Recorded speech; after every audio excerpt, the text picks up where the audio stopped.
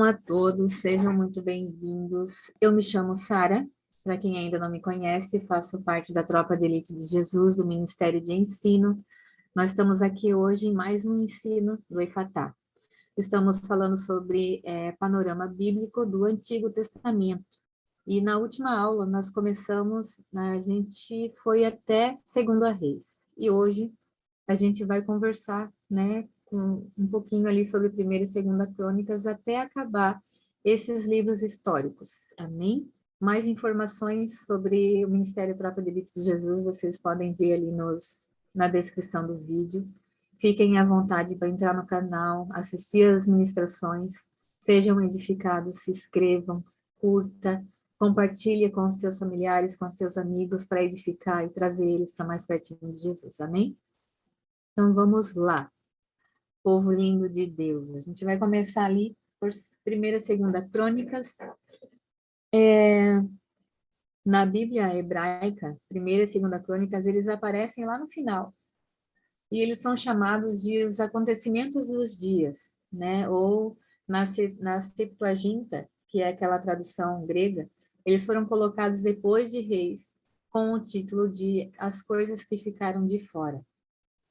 As comparações feitas entre o livro de Crônicas e Esdras apontam para Esdras como um possível autor de Crônicas. Crônicas ele foi escrito depois que os judeus eles voltaram do exílio na Babilônia. Os judeus voltaram para Jerusalém depois de um decreto de Ciro, o rei da Pérsia, permitindo, né, que deixassem o exílio. Ele traça uma linha contínua entre o reino de Israel antes do exílio e a realidade depois da volta, onde eles precisavam, né, de um encorajamento aí no processo de reestruturação da vida civil e da vida religiosa, né, como eles estavam na Babilônia, era completamente diferente, muitos deuses, politeísta, sem os seus sábios, né, então eles precisavam de uma reestruturação. E o cronista, ele se preocupou em escrever para a comunidade restaurada. E a grande questão era esse vínculo com o passado, né? As promessas feitas por Deus a Davi ainda teriam significado? Depois do grande juízo, qual é a nossa relação com Israel da antiguidade, né? O grande juízo aqui significa, né, o exílio. O cronista, ele traz as respostas no percurso do livro.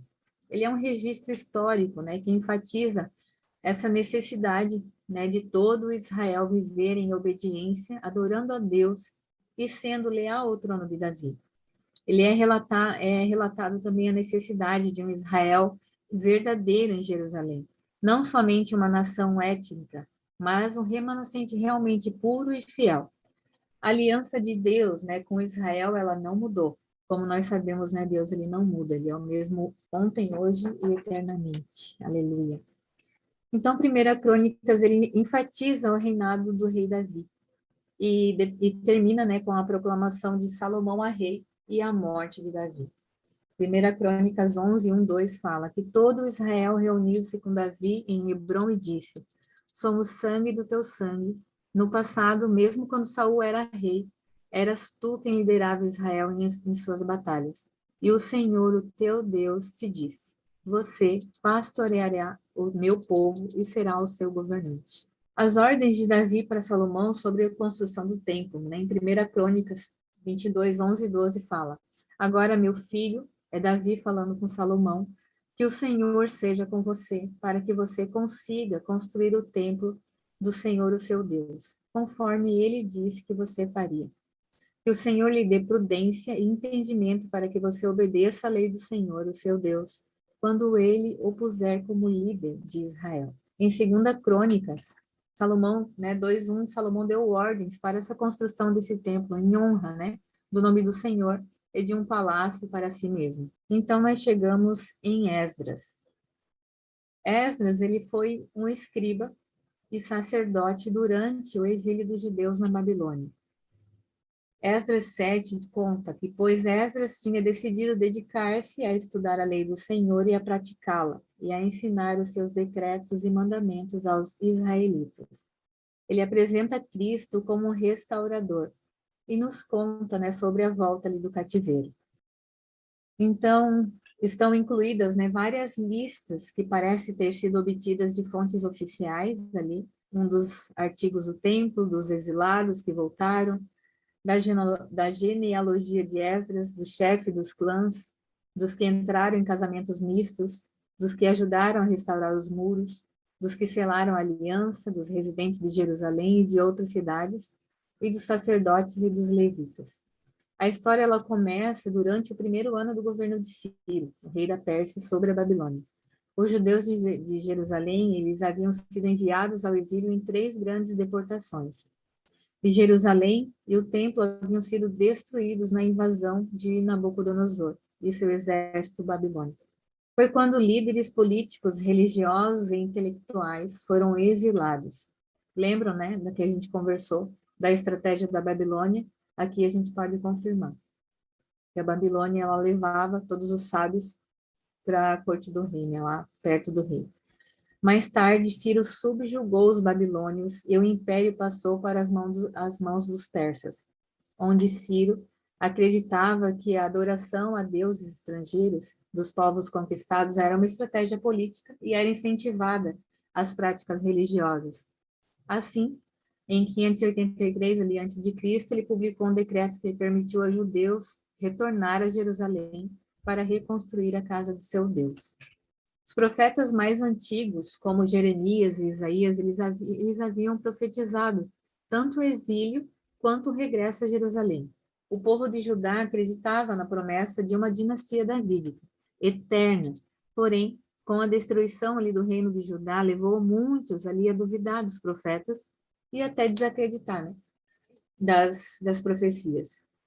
E até eles chegaram a acreditar que os judeus eles haviam cometido um pecado que era imperdoável, e por isso eles não eram mais o povo escolhido de Deus.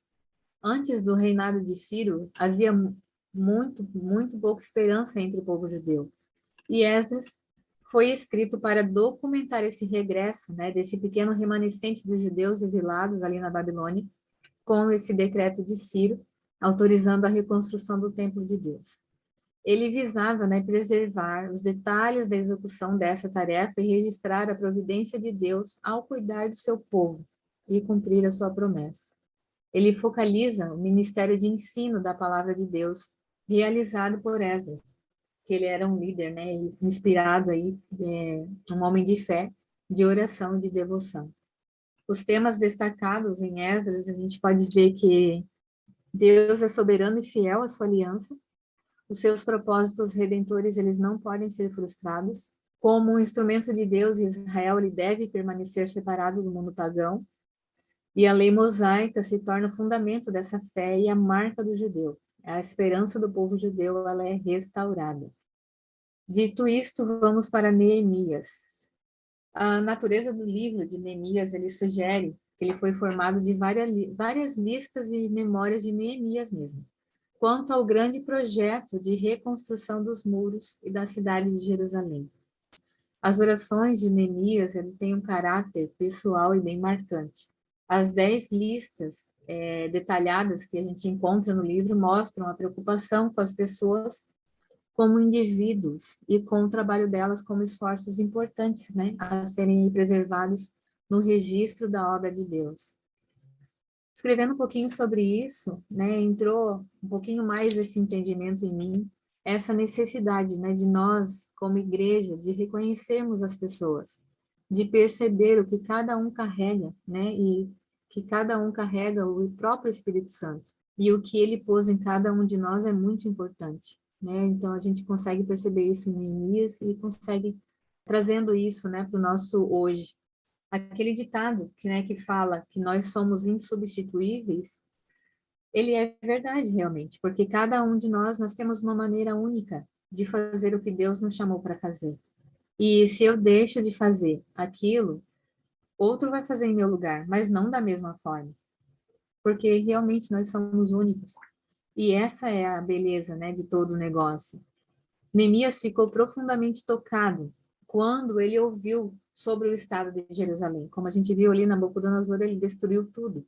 E apesar de ter alcançado uma posição de influência dentro do palácio do rei persa, ele considerou os luxos do palácio desprezível, em comparação às promessas de Deus.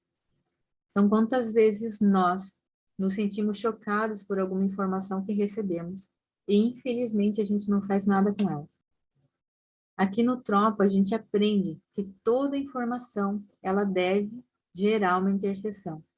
Então, né, Neemias, ele nos mostra muito isso, sobre orar, mas não ficar só, só em orar, também agir. Ao longo do livro de Neemias, ele nos mostra competência e capacidade de liderança extraordinária. Ele era um homem de muita oração e que dependia exclusivamente do Senhor, encontrando nele força e segurança. Ele era um visionário, né, que inspirou a outros e, ao mesmo tempo, ele trabalhou humildemente ao lado do povo. Neemias, ele se manteve firme sob pressão de uma tarefa enorme, mantendo as suas prioridades em ordem, tanto ao enfrentar a oposição, quanto ao alcançar o sucesso. Realmente, esse livro, para quem está passando por batalha, esse livro é excelente. Ele ensina muito como, né, qual a maneira do cristão de enfrentar essa batalha, é muito bom. A jornada de fé é uma mistura equilibrada de oração e ação. O livro, ele registra 10 orações, desde um pedido breve até a oração mais longa registrada na Bíblia. Em sua humildade, ele não teve medo de reconhecer e corrigir os seus próprios erros. Olha só que importante, né, gente? Neemias significa consolo de Javé. E ele foi um grande líder que consolou e, ao mesmo tempo, ele abençoou o seu povo. O livro, ele não registra só a reconstrução dos muros, mas ele também registra a restauração espiritual do povo de Jerusalém. As reformas feitas, né, ajudaram a preservar a identidade judaica. Neemias 6,15 fala assim: o muro ficou pronto no dia 25 de Elu, em 52 dias. Quando todos os nossos inimigos souberam disso, todas as nações vizinhas ficaram atemorizadas e abateu-se o seu orgulho, pois perceberam que essa obra havia sido executada com a ajuda de nosso Deus. Glória a Deus, né? Até as nações vizinhas, até os nossos vizinhos, até os nossos inimigos, eles vão ficar atemorizados quando nós nos posicionarmos como nação eleita do nosso Deus. Porque é impossível, Ele é soberano, Ele é único sobre todas as coisas. Olha só, as nações ali, no tempo de Neemias, eles ficaram atemorizados porque o povo conseguiu reconstruir novamente o muro de Jerusalém. E eles perceberam que essa obra foi executada por Deus. Isso é lindo, né? O livro, ele é o último relato sobre Israel no Antigo Testamento, antes dos anos de silêncio ali do Antigo para o Novo Testamento, né? O versículo-chave de Neemias é 6,3. Por isso enviei-lhes mensageiros com esta resposta: estou executando um grande projeto e não posso descer. Por que parar a obra para ir encontrar-me com vocês? Quando ele tinha sido questionado ali por alguns homens, e ele não largou o que estava fazendo e foi e continuou a obra, e continuou fazendo o que o Senhor chamou ele para fazer. Aleluia.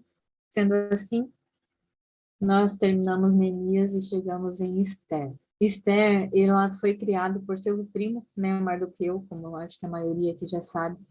Depois da morte dos seus pais, ela era órfã, judia e rainha da Pérsia e Média. Versículo-chave de Esther é 4:14, que fala assim: pois se você ficar calada nesta hora, socorro e livramento surgirão de outra parte para os judeus. Mas você e a família do seu pai morrerão. Quem sabe se não foi para um momento como este que você chegou à posição de rainha. A gente acabou de falar isso, né, ali em cima.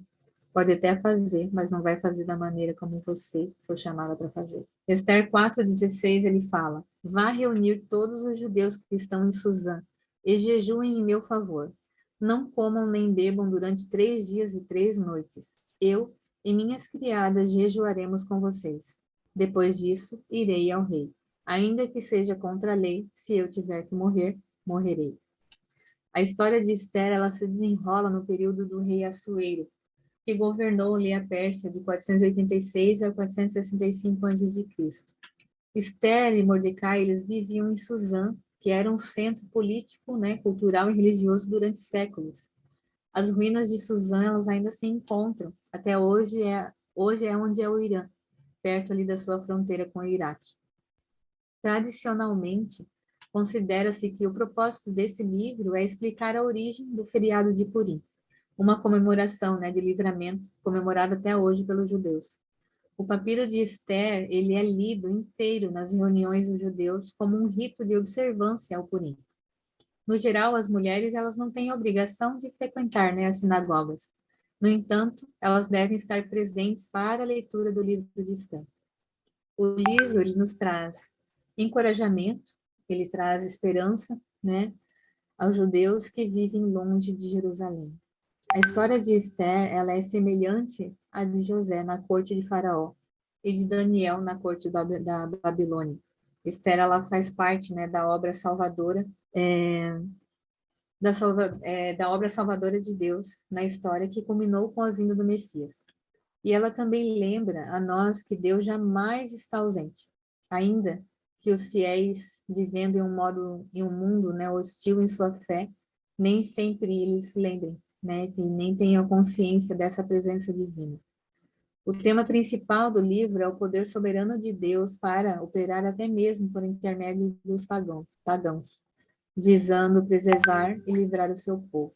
O nome do feriado de Purim, ou Festa das Sortes, que comemora esse grande livramento, ele deixa claro que o destino do povo escolhido é determinado única e exclusivamente pelos propósitos de Deus. Então, esse livro de Esther realmente é um livro lindo, que traz muito ensinamento para nós como mulheres, para nós como povo do Senhor, né, de se posicionar realmente e fazer o que o Senhor nos chamou para fazer. Então, algumas curiosidades sobre os livros históricos que a gente viu. No livro de Esther, encontra-se o versículo mais longo de toda a Bíblia, que é Esther 8:9. O profeta Eliseu, ele tinha uma característica bem peculiar, ele era careca. Salomão escreveu mais de 5.000 canções, tá? Ele fala sobre isso lá em 1 Reis 4:32. E no livro de Juízes 8:30 diz que Gideão teve 70 filhos. E a frase mãos à obra, ela é bíblica. Está lá em 1 Crônicas 22:16. Amém, queridos? Então, até aqui, nós vimos os livros históricos da Bíblia. Agora, a gente vai começar um panorama sobre os livros escritos ou poéticos. Eu confesso a vocês que eu estava bem ansiosa para falar sobre esses livros, porque eles são lindos, eles são realmente é uma carta do Senhor, né? Uma carta de amor ao Senhor para nós, né? Claro que ele em Jó ele começa um pouco turbulento ali a vida de Jó, mas é maravilhoso de ver assim a fé, né, de Jó. E, né, todos os outros salmos falam muito conosco, são lindos, Cantares de Salomão, Eclesiastes, todos eles têm características especiais, né? Todos esses livros têm, e eu realmente, aquela ansiedade que estava de fazer esse estudo, ela realmente foi recompensada, é um livro maravilhoso. São livros, né, maravilhosos, não é um só. Então, Salmos, eu quero começar lendo uns Salmos para nós, o 147, 1:5, que fala assim: Louvai ao Senhor, porque é bom cantar louvores ao nosso Deus, porque é agradável, decoroso é o louvor. O Senhor, ele edifica a Jerusalém, congrega os dispersos de Israel, sara os quebrantados de coração e lhes ata as suas feridas. Conta o número das estrelas, chama-as a todas pelos seus nomes. Grande é o nosso Senhor e de grande poder. O seu entendimento é infinito. É maravilhoso, lindo. Os judeus, às vezes, eles se referem ao Antigo Testamento como lei, profetas e escritos, e estes escritos são Jó, Salmos, Provérbios, Eclesiastes e Cânticos de Salomão, ou também Cânticos dos Cânticos. Estes livros de sabedoria, eles são associados a uma classe de pessoas chamadas de sábios. Eles estão alistados juntos com sacerdotes e profetas como força importante da sociedade israelita. Os sábios, eles eram chamados para aconselhar os reis. Estes livros, eles de sabedoria, eles estão associados a uma classe de pessoas chamadas de sábios, alistados junto com os sacerdotes e os profetas como força importante da sociedade israelita. Os sábios, eles eram chamados para aconselhar os reis e para dar instruções aos jovens. E se os sacerdotes e profetas, né, eles lidavam mais com a parte religiosa, os sábios, eles ficavam com as questões práticas e filosóficas. Alguns escritos, como por exemplo, o livro de Provérbios, eles eram otimistas para mostrar ao jovem, né, como eles deviam se comportar para ter uma vida bem-sucedida e feliz. Outros escritos, né, como Jó e Eclesiastes, eles eram mais pessimistas, lidando com o problema do mal e a prosperidade dos ímpios. Então, a gente vai falar um pouquinho sobre Jó. Jó, ele retrata Jesus como a nossa esperança na aflição, onde o livro ele leva o nome, né, do personagem principal, em torno, né, de Jó, que giram todos os acontecimentos principais. Este livro, embora a maior parte dele consista nas palavras de Jó e de seus conselheiros ali, o próprio Jó não foi o autor, né, alguns dizem. Tem-se a certeza de que ele era um israelita por conhecer o nome ali pactual de Deus e que era um homem sábio e culto, porque ele aborda assuntos variados, como mineração, astronomia, animais e o desenvolvimento embrionário e caça. Talvez, né, tenha sido o próprio Jó o autor, depois ali da sua restauração. Outros autores que são sugeridos para esse livro também são Moisés, Salomão, Ezequias, Isaías, Esdras e Eliú. Não se tem uma data determinada com precisão, né? Alguns estudiosos sugerem que foi ali no período patriarcal por algumas questões como a idade avançada de Jó, né? Ou o modo de contar a riqueza, por exemplo, pois há grandes semelhanças ali entre Jó e Isaac. Porém, Jó não é descendente de Abraão e não vive na terra de Canaã, mas ele vive em Uz. O livro ele apresenta, né, Jó como um homem íntegro e reto, temente a Deus. Né? Ele é um patriarca próspero que vivia na segurança do seu lar. Ele, em Jó 1 diz, né? Na terra de Uz vivia um homem chamado Jó. Ele era um homem íntegro e justo, temia a Deus e evitava o mal. Na história de Jó é retratado o adversário no seu ataque mais ousado e radical contra Deus e o homem piedoso. Justamente esse relacionamento especial e mais íntimo, que é o mais precioso tanto para Deus quanto para o homem. Quando Deus ele relembra o nome de Jó diante do acusador, né? Ele dá testemunho da retidão desse homem na terra. Satanás tenta em um só golpe, né, sutil atacar o amado de Deus e também fazer Deus de tolo. Ele faz algumas acusações diante de Deus de que Jó é iníquo, de que sua piedade é em proveito próprio, é justo, mas só porque ele lucra com isso. Assim, se Deus permitir que Satanás tente a Jó, rompendo esse elo entre justiça e a bênção, o homem justo será desmascarado, revelando ser o pecador que realmente é. No final, né, vou dar um spoiler aqui, Jó, ele saiu vitorioso, glória a Deus, e a sua fé, ela foi recompensada. Deus, ele jamais abandona o sofredor, e nem todo o sofrimento é causado por um pecado pessoal. Além do que, nessa aflição, ela não separa necessariamente o aflito de Deus. O livro, ele descreve o tipo de fé que Deus requer e como essa fé opera em meio à dor. O sofrimento, ele nos revela a nossa insuficiência, né, e desenvolve a nossa confiança em Deus. Ele requer, né, Deus requer dos seus uma fé paciente e perseverante em meio à adversidade. Em meio a esse mundo de fast food, né, nós devemos sim ter paciência e perseverar na nossa fé. Então, o livro de Jó, ele mostra que as pessoas elas vão falar, né, de Deus a partir das suas experiências. Então, a gente consegue perceber isso com os amigos de Jó. E até ele próprio, quando ele fala, os meus ouvidos eles já tinham ouvido a teu respeito, mas agora os meus olhos te viram. Por isso, menosprezo a mim mesmo e me arrependo no pó e na cinza. Mas nem sempre, né, essa experiência daquela pessoa ela vai servir para o nosso contexto de vida. Nós, cada um de nós, deve buscar as nossas próprias experiências com Deus, amém? E o livro de Jó, ele, à primeira vista, ele parece apenas relatar a história de um homem reto que suporta sofrimento intenso, mas na verdade o seu enfoque principal é a sabedoria e soberania de Deus. Deus, ele não está apenas no controle das coisas boas, né, observando lá impotente, lá de cima as coisas ruins acontecendo conosco.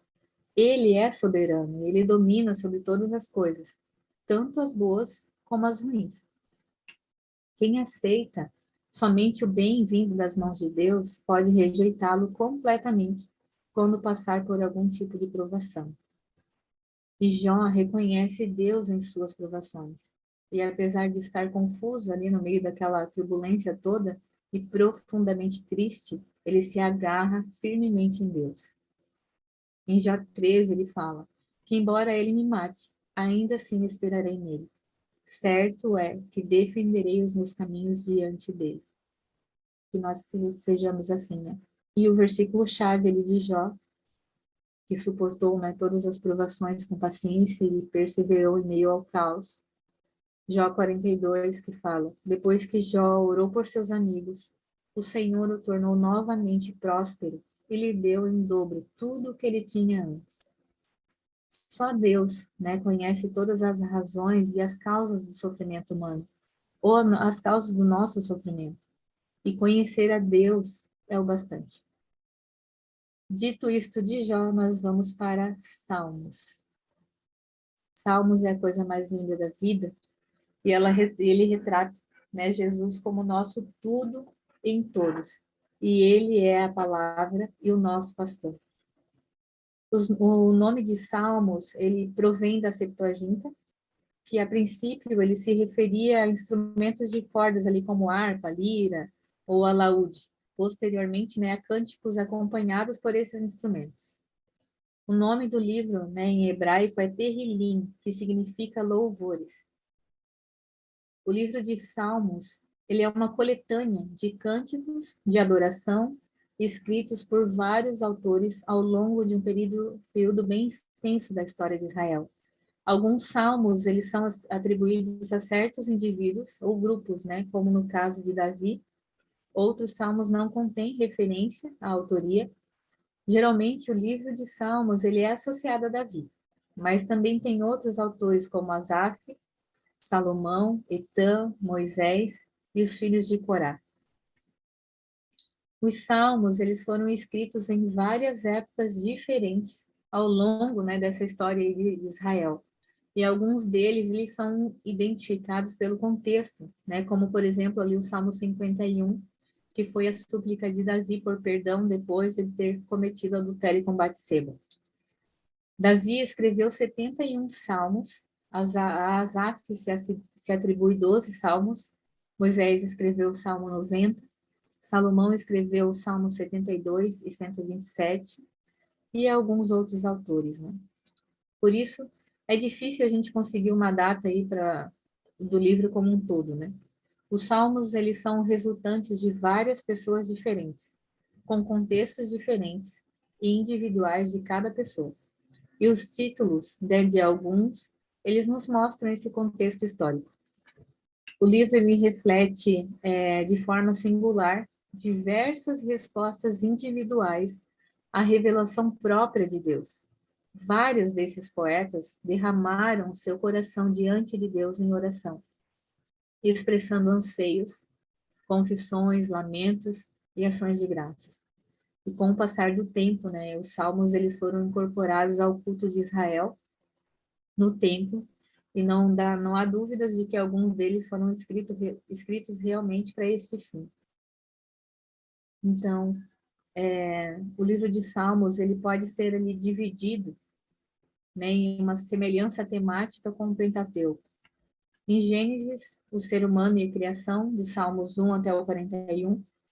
O Êxodo, livramento ali, redenção, do 42 ao 72. Levítico, que é culto, serviço e sacrifício, do 73 ao 89. Números, que é deserto e peregrinação, do 90 ao 106. E Deuteronômio, que é a palavra de Deus e adoração, do 107 ao 150. É bem interessante essa parte, né, que fizeram de acordo com o Pentateuco. E em Salmos, a gente vê Deus de várias formas, em várias facetas, né, no livro de Salmos, como, por exemplo, ele é nosso escudo e protetor. Lá em Salmos 3:3 diz: Mas tu, Senhor, és o escudo que me protege, és a minha glória e me fazes andar de cabeça erguida. Aqui eu coloquei só uma referência, mas tem mais referências no material que eu vou deixar disponível depois, tá? Senão a gente ia ficar lendo aqui. Ele é a nossa rocha, Salmos 18:2. O Senhor é a minha rocha, a minha fortaleza e o meu libertador. O meu Deus é o meu rochedo, em quem eu me refugio. Ele é o meu escudo e o poder que me salva, a minha torre alta. O nosso rei, atenta para o meu grito de socorro, meu rei e meu Deus, pois é a ti que imploro. Nosso pastor, o Senhor é o meu pastor, de nada terei falta, Salmos 23.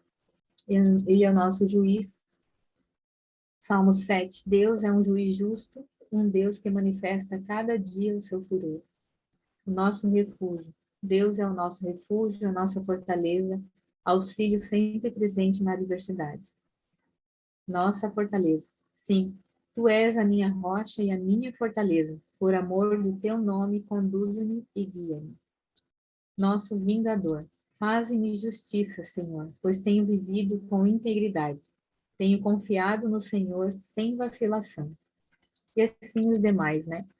Nosso Criador, Libertador, nosso médico, protetor, provedor e nosso Redentor.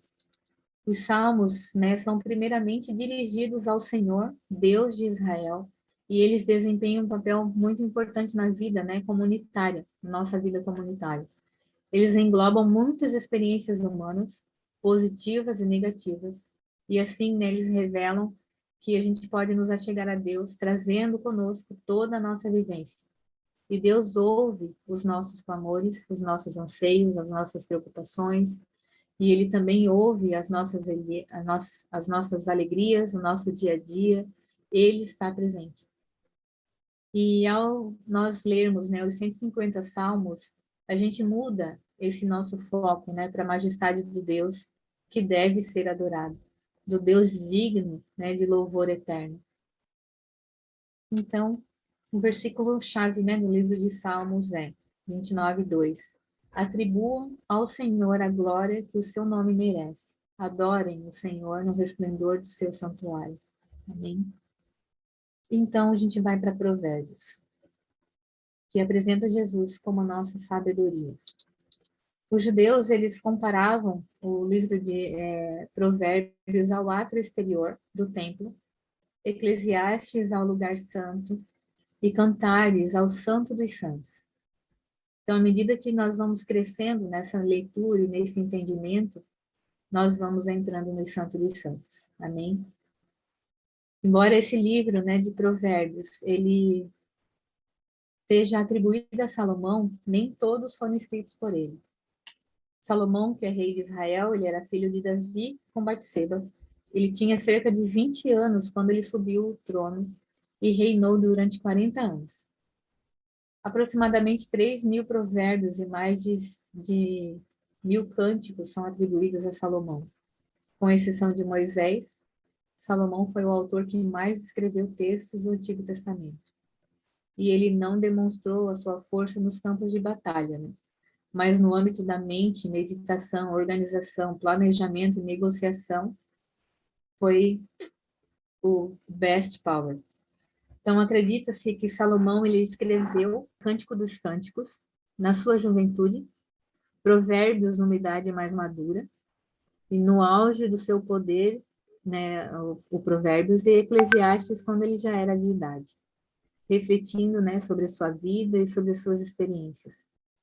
A maior parte do livro ela foi compilada durante o século X a.C. e ele assumiu a sua forma final em 729 e 686 a.C. Provérbios ele foi escrito para dar prudência aos inexperientes e conhecimento e bom senso aos jovens, e para aumentar o conhecimento dos sábios. Ali aplica princípios de justiça, pureza e piedade à vida diária. A sabedoria ela não é meramente carnal ou prudência comum, mas baseada no temor do Senhor. Em Provérbios 1:4 fala que ele ajudará a dar prudência aos inexperientes e conhecimento e bom senso aos jovens. E se o sábio fizer ouvidos, aumentará o seu conhecimento.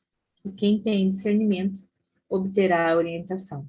O ponto de partida, né, para essa sabedoria, ela é um relacionamento com Deus. A pessoa sábia, ela aplica esse conhecimento acerca de Deus a fim de viver, né, com competência, corretamente, em obediência e sensatez.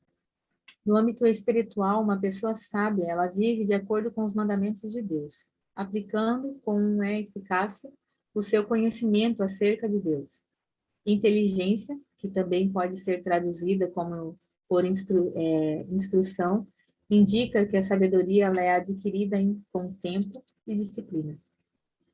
Um provérbio, ele não argumenta, ele pressupõe, né? O seu objetivo principal não é explicar uma questão, mas expressar uma ideia de forma incisiva. São afirmações sucintas, porém intensas, extraídas das situações cotidianas. Os provérbios, eles se referem com referência ao caminho ou uma vereda, indicando, né, uma conduta ou um estilo de vida, apresentando aí tanto o objetivo quanto o meio para alcançá-lo. Ao longo do livro de Provérbios, quase todas as facetas importantes de um relacionamento humano elas são mencionadas. O livro de Provérbios ele é tão relevante nos dias de hoje quanto ele era na época onde ele foi escrito.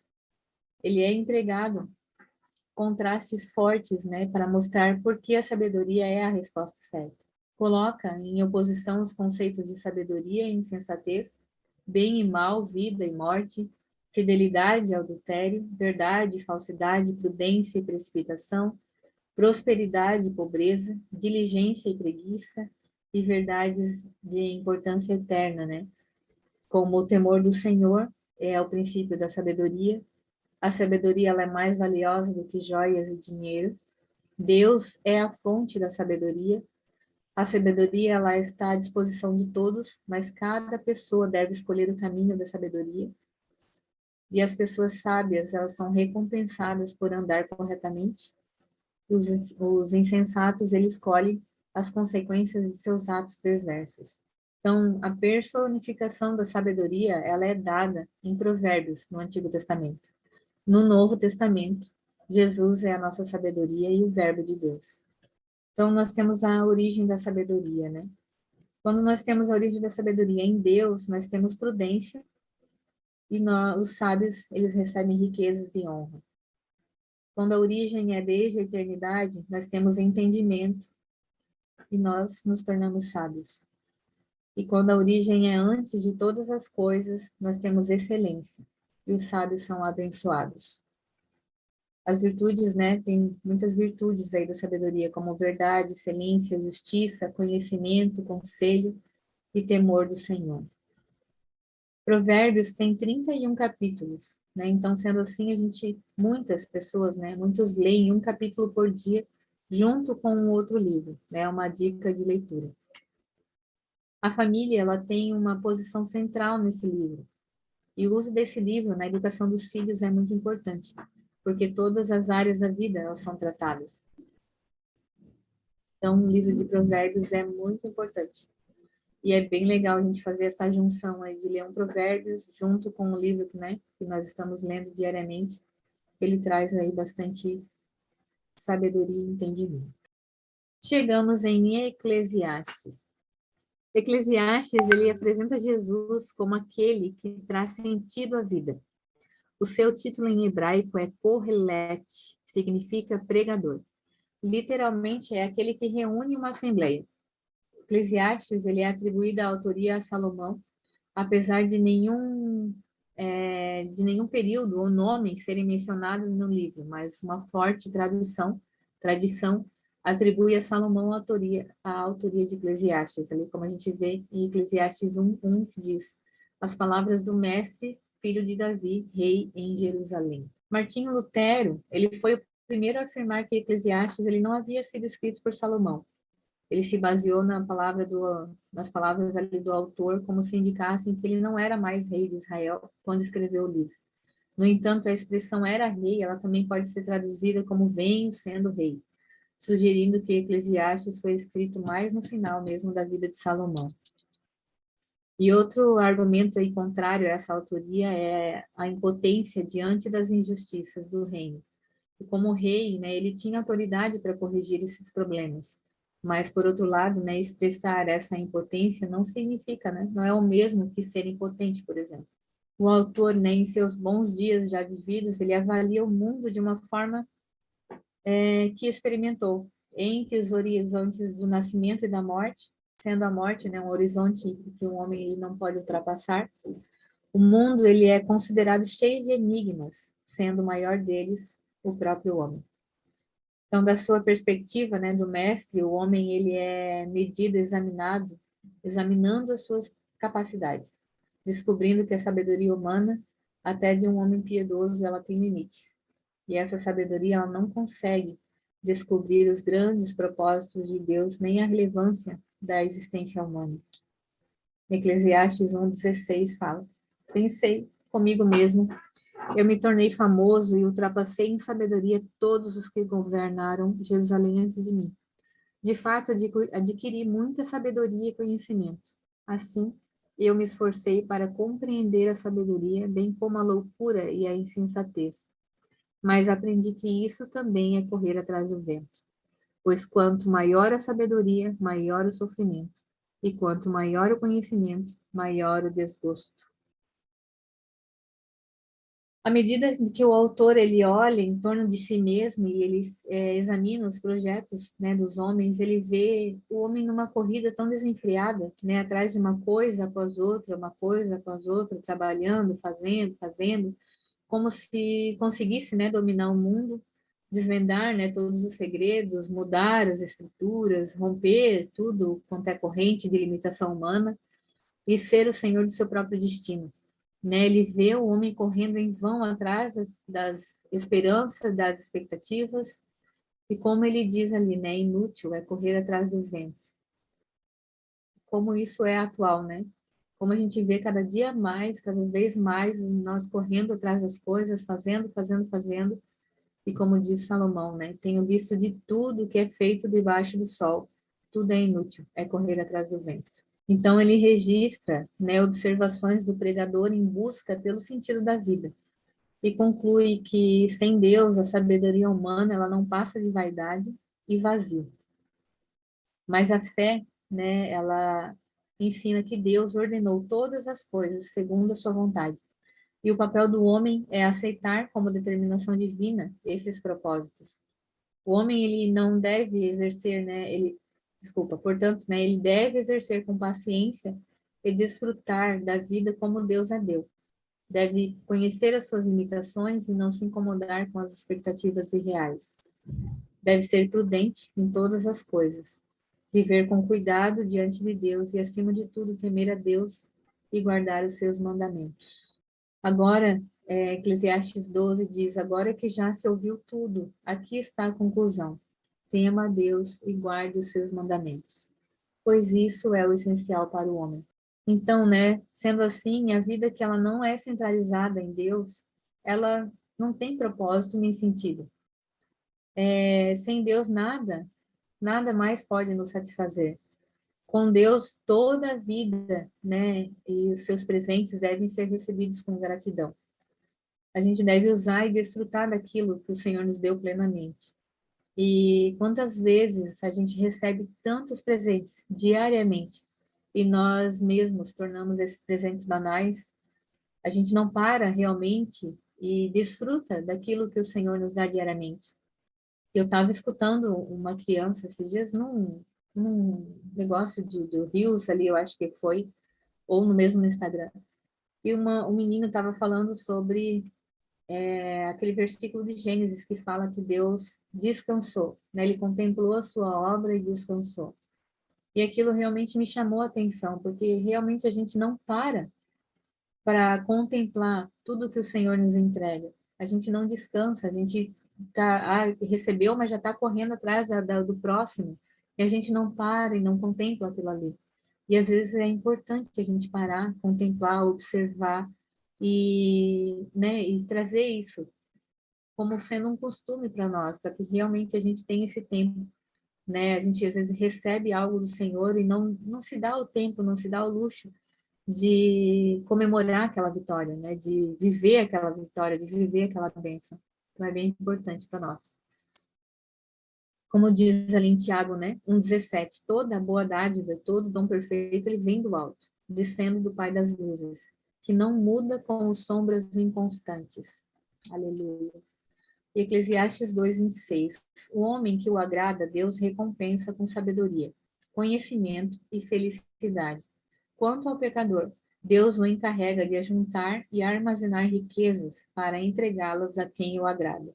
E isso também é inútil, é correr atrás do vento. Então, o livro, né, ele contém as reflexões filosóficas e teológicas de um idoso que, em maior parte, né, a maior parte da sua vida, ela não teve sentido, porque ele não confiou em Deus como ele deveria confiar. No final das contas, o autor percebe que uma vida digna de ser vivida, ela só pode ser encontrada num relacionamento com o Senhor. E uma vida onde o foco não é o Senhor, é uma vida vazia, fútil e sem sentido. Eclesiastes 12:13 diz: Agora que já se ouviu tudo, aqui está a conclusão. Mais um spoiler. Tema a Deus e guarde os seus mandamentos, pois isso é o essencial para o homem. Pois Deus trará o julgamento de tudo que foi feito. E olha só, escuta a igreja. Inclusive tudo que está escondido, seja bom, seja mal. Dito isto, a gente vai para Cântico dos Cânticos. Gente, esse livro é maravilhoso. É lindo. Ele traz Jesus como nosso esposo amado que ama a nossa vida. Ele é um hino de amor, né, do cristão. Ele serve de ilustração para o amor do Senhor e o seu povo. De uma forma, né, literal, é um amor entre o homem e uma mulher. É uma alegoria de amor e de Deus por Israel e de amor de Jesus, do amor de Jesus pela igreja. O título do livro, no texto hebraico, é Cântico dos Cânticos de Salomão, o que pode significar tanto que é um cântico composto por Salomão para ele ou a respeito dele. Cântico dos Cânticos significa que é o melhor dos cânticos. O livro ele foi escrito durante 40 anos que Salomão reinou sobre Israel, provavelmente nos primeiros anos ali do seu reinado. E Cântico dos Cânticos é um canto nupcial. Ele é uma expressão de amor entre uma noiva e o seu noivo. A intenção do poeta era de ressaltar, né, as emoções mais profundas da experiência humana. A intensidade e o anseio, né, do amor, a repetição de buscar e de encontrar, elas despertam reações universais. E nenhum outro livro dentro, né, do Antigo Testamento ele é tão repleto de termos técnicos para as especiarias. No antigo Israel, tudo o que era humano ele era expresso em palavras, né? A reverência, a gratidão, a ira, a tristeza, o sofrimento, a confiança, a amizade, a dedicação, a lealdade, a esperança, a sabedoria, a indignação moral, o arrependimento. E no cântico é o amor que encontra o que dizer. Elas, né, são palavras inspiradas que revelam o seu encanto e beleza primorosos, como uma das dádivas mais excelentes de Deus. A voz do amor no cântico, assim como da sabedoria em Provérbios, é a de uma mulher, dando a ideia de que o amor e a sabedoria atraem os homens poderosamente, como a sutileza e os mistérios das seduções femininas. Agora só, Prestem atenção nessa parte, né? Se vocês puderem parar o que vocês estão fazendo e ouçam com os ouvidos e o entendimento do Senhor. Eu vou pedir para vocês fechar os seus olhos agora e só escutarem, amém? Essa voz de cântico, ela fala profundamente a respeito do amor. Ela retrata a sua beleza e os seus deleites. Ela reivindica a sua exclusividade e insiste na necessidade da sua pura espontaneidade. Ela também proclama o seu poder avassalador, rivaliza com o inimigo que é tão temido, a morte. Arde com intensidade de um fogo com chamas fortes, que não pode ser apagado nem pelas profundezas do oceano. Ela afirma a preciosidade do amor, mesmo com uma infinidade de posses. O homem não poderá comprá-lo, nem o que seria uma opção ele também não pode trocar. Ele apenas insinua, sem declarar, que é uma dádiva do Senhor ao homem. Podem abrir os seus olhos. Em Cânticos 2,16 fala: o meu amado é meu, e eu sou dele. Ao mesmo tempo que Cântico dos Cânticos ele enfatiza os temas de amor e da devoção entre o homem e uma mulher, comprometidos um com o outro, ele também reflete esse relacionamento amoroso entre Deus e o seu povo de Israel, e Cristo e a sua noiva. Salomão ele usa com habilidade a imagem estética para ressaltar o esplendor e a majestade de Deus. Salomão, inspirado por Deus, ele descreve uma vida saudável e repleta de esperança, podendo, né, ver um reflexo de um relacionamento íntimo no casamento. Como é sonhado por Deus? Essa devoção, esse respeito mútuo, né, que cresce entre marido e mulher à medida que eles se relacionam de uma forma harmoniosa com o mundo, né, natural ao seu redor. E em Cânticos 2:10, ele fala: o meu amado falou e me disse: levante-se, minha querida, minha bela, e venha comigo. Veja, o inverno já passou, as chuvas acabaram e já se foram. Aparecem flores sobre a terra, e chegou o tempo de cantar. Já se ouve em nossa terra o agulhar dos pombos. A figueira produz os primeiros frutos. As vinhas florescem e espalham sua fragrância. Levante-se, venha, minha querida, minha bela, venha comigo. É realmente uma carta de amor do Senhor para cada um de nós. É um livro lindo, é maravilhoso. E eu sugiro a cada um de vocês, né, essa leitura, essa busca, e ler realmente, né, com esses olhos de amor, de gratidão, de entender que o amor do Senhor, que nada nos separa do amor do Senhor, que Ele nos ama com um amor mais forte que a sepultura, e que vocês busquem esse amor lendo as Escrituras, amém? Quero terminar aí com vocês com um pouquinho de curiosidades. Jó, né, sobre os livros que nós vimos hoje, que é os escritos, os poéticos. Jó, ele foi o primeiro a fazer a menção da vinda do Redentor. Lá em Jó 19:25.